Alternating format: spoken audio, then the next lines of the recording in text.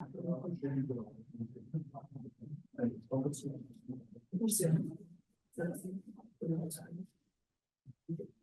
guys, welcome. Get started with an opening statement with Hall, and then we'll open it up to questions. Yeah, no, I think obviously a great win for us. We got off to a hot start. Tate McKee was, got those 3 outs in the first inning, which is always good. And then we came in and hit a bunch of homers in the first inning to get out to the lead. And then Tremaine had a different idea after that. He kind of came in, settled the game for them. And then we finally got him out and then hit a few more homers, but I thought, McKee was outstanding. Patel just did what Patel's done all year. And, so off to a good start. I would like to say, I think California just coming in here and playing really well and playing very competitive. Tip my cap certainly to them on what they were able to do here this week. All right, questions? It's not too fast. Go back to Aaron and Hank. Hey, Drew, I'm curious for your kind of big picture take on what makes this year's offense in particular. I know Georgia Tech always hits, we talk about that every year, but this offense in particular, was all the home runs today, but what makes this group so dangerous? Yeah, I mean, I just talked about it with the guys upstairs. I mean, I think it's one of those things is we're so dynamic. I mean, we can beat you with singles and running on the base pass. We can beat you with the long ball. We can beat you in a game that's 2-1, which hasn't been true. It wasn't true at times last year. And we can win games 20-1. I mean, it's just kind of one of those things.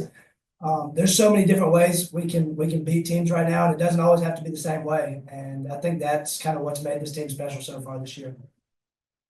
Drew, you guys delivered a regular season championship, and there's been some talk about your guys' schedule. Do you want to kind of talk about that and what you guys have done, and was today kind of a statement to that, kind of show that you guys, it doesn't matter who you play, you're going to go out there and kind of do what you guys did tonight?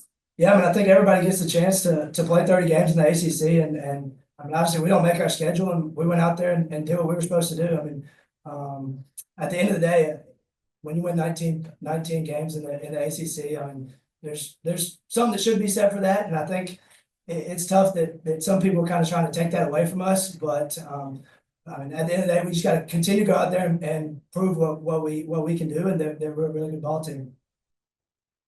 Coach, years past, the long ball, the bats, the offense have always been there for Georgia Tech, but the relief pitching has been not there. But this year has been much, much different.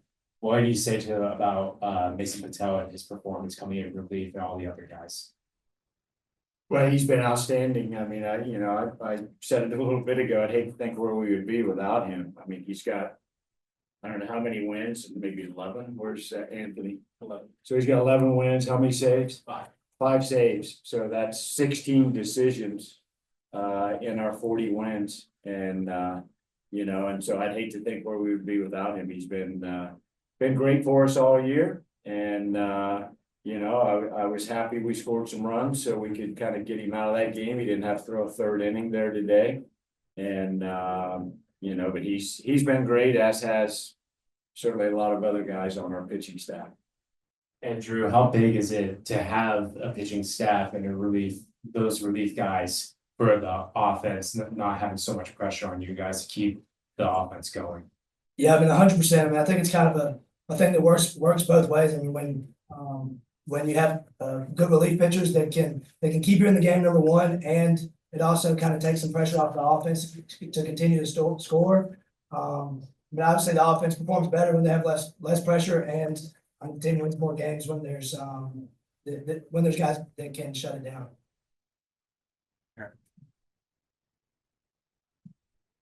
Coach, you've been doing this a long time. I don't know if you've ever had a catcher hit inside the park home run.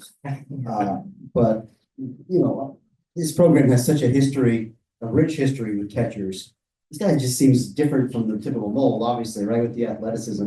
How do you kind of think he fits into that lineage? And I mean, what can you say about the year that he's had? I think one, he is he's probably, I'll get in trouble for saying this, but probably the best athlete that we have had back there. I tell this story because, you know, he's caught most of our games, particularly in conference. But he's also played some at third.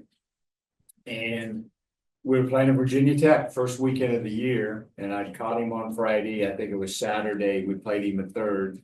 He made a diving play on the turf up there to just rob a guy of a double and then threw the ball to first. So the next day, Chef, he goes, man, he goes, I had no idea that that guy was that kind of an athlete. And so then today you see, like, I think he leads us in stolen bases, which is unheard of for a catcher. I've said it like this, that other than pitcher, he can play any position on the field. And I can't remember what game it was, but he was in the shift playing third, and now he's at shortstop. And we turned a double play, and I mean, he turned that double play so fast, it'd make your head turn. And then he's coming offensively, like, I think that's the one area that he just continues to grow. And, you know, I said it to Mike New when we played California in the regular season, we didn't have Lodis and we didn't have Kent Schmidt. So our 2 and 3 hitters didn't play that whole weekend. We led Lackey off, and he had a tremendous weekend. So he, you know, he just continues to impress. You're obviously, for your recruiting class, you get a lot of the attention and everything, but can you talk a little bit about, obviously more about Vaughn and Tate McKee and some of these guys and how important they are for your aspirations? I guess even to an extent, Kent Schmidt, who wasn't part of your recruiting class, but is a sophomore as well, and how much it means to have those guys. Yeah, I mean, last year we had a lot of freshmen play, and I mean, making